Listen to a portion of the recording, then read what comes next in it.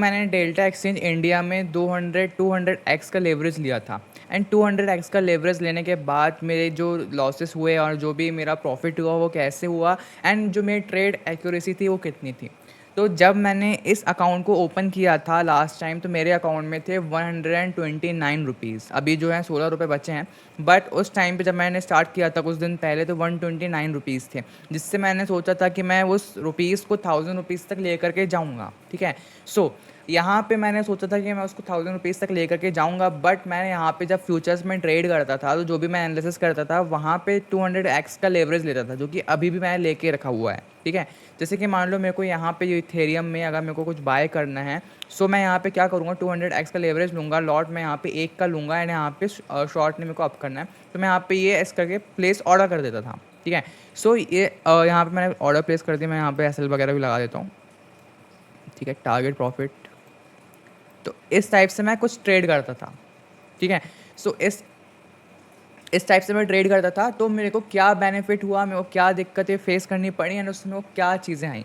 तो सबसे पहले मैं अपना पी स्टेटस दिखाता हूँ। पी स्टेटस लास्ट 30 डेज़ का पी स्टेटस देखोगे तो मैं अभी टोटल रियलाइज प्रॉफिट मैंने कितना किया है, 33 रुपीज़ का मैंने प्रॉफिट जनरेट किया है। मेरी जो एक्यूरेसी है वो 29 मीन्स 30% के आसपास मेरे विन रेट है एंड मेरा 24 रुपीज़ का मेरा एवरेज विन है एंड मैंने 7 रुपये लॉस किया है। मीन्स इन दी एंड मैं यहाँ पे कितने रुपये का प्रॉफिट में वो 7 रुपये इसमें से माइनस कर दोगे तो मीन्स 24 रुपये का प्रॉफिट है और 7 रुपये इसमें से 7 रुपये उसने ऑलरेडी माइनस कर लिए आई थिंक। ठीक है। तो मेरा इतना प्रॉफिट मेरे को हुआ है। ठीक है। तो यहाँ पे दिख रहा है इतना प्रॉफिट, बट मेरे अकाउंट में 16 रुपये कैसे दिख रहे हैं कि मेरे अकाउंट में अभी 16 रुपये पड़े हैं। अगर मैं एवरेज विन में 24 रुपये चल रहा है और मैंने 129 रुपीज़ से स्टार्ट किया था तो मेरे अकाउंट में अप्रॉक्स 150 रुपीज़ या फिर 150 रुपये होना चाहिए। बट यहाँ पे दिक्कत आई, मैंने 200 का लेवरेज लिया था, मैंने यहाँ पे वॉल्यूम ट्रेड किया था 2.4 लैक्स का। सोच रहे हो 2.4 लैक्स मीन्स 129 रुपीज़ का यूज़ करके मैंने 200 एक्स का लेवरेज लिया एंड मैंने यहाँ पे वॉल्यूम ट्रेड किया एंड इस वॉल्यूम ट्रेड पे जो 0.5% का प्लेटफॉर्म फ़ी रहता है मेरे को वो पे करना पड़ा। तो यहाँ पे जो प्लेटफॉर्म फ़ी मैंने पे किया वो है, आप देख सकते हो, 141 रुपीज़। मेरे अकाउंट में थे 129 रुपीज़ एंड मैंने प्लेटफॉर्म रुपीज़ उससे ज़्यादा पे कर दिया।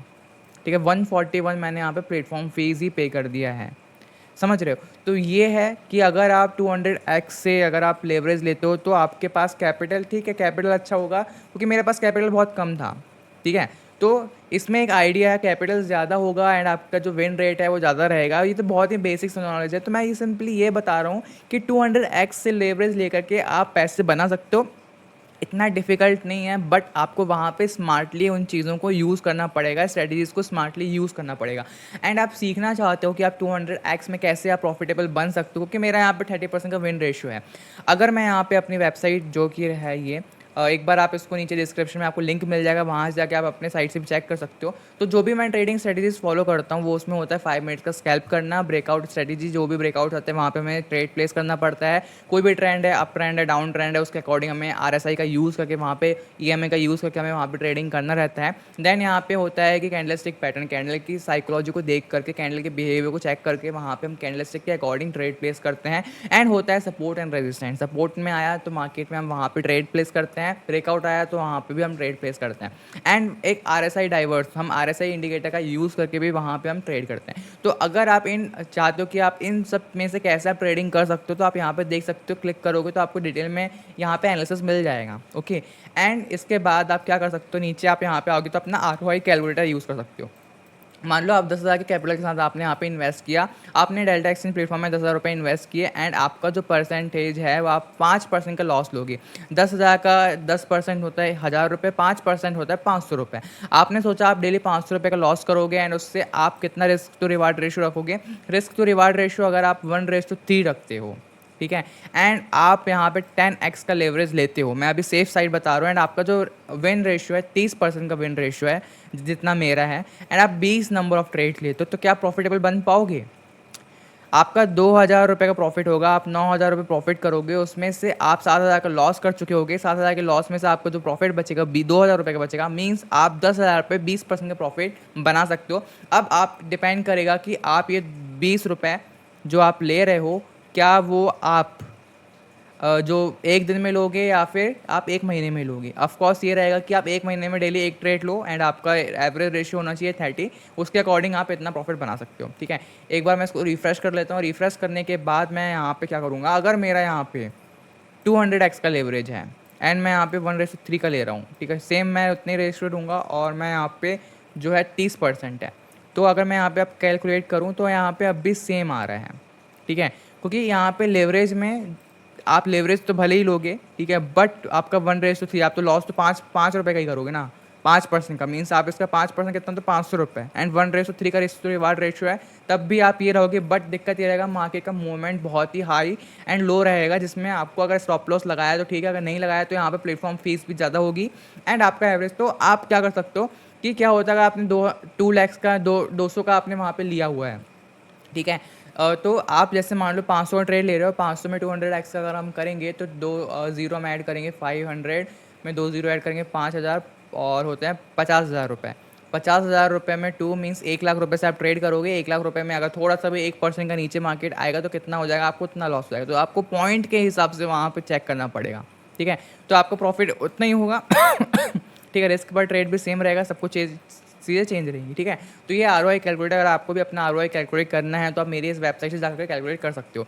अब यहाँ पे ट्रेडिंग का नीचे रिस्क मैनेजमेंट, ऑफकोर्स सी बात है, आपको रिस्क मैनेजमेंट करना बहुत ही अच्छे से आना चाहिए। तो आप ये जो गोल्डन रूल्स है जो कि मेरी वेबसाइट में दिए हुए हैं, इसको आपको फॉलो करना पड़ेगा। Never risk more than 2% of total capital, आपकी जितनी भी कैपिटल है उससे 2% ज़्यादा आप रिस्क मत लो, ठीक है। Even if you are 100% confident, ठीक है। Always stop loss before entering, सबसे पहले स्टॉप लॉस डिसाइड करो एंटर करने से पहले, ठीक है। एंड यहाँ पे आपको यूज़ करो 1:5 का रिस्क टू रिवार्ड रेशियो, क्योंकि अगर आप 4 से 5 टाइम गुना ज़्यादा आप वहाँ पे पैसे बनाओगे तो भले ही आपकी एक्यूरेसी कम हो, बट आपका वहाँ पे इन दी एंड आप प्रॉफिट, आपको मैं दिखाता हूँ।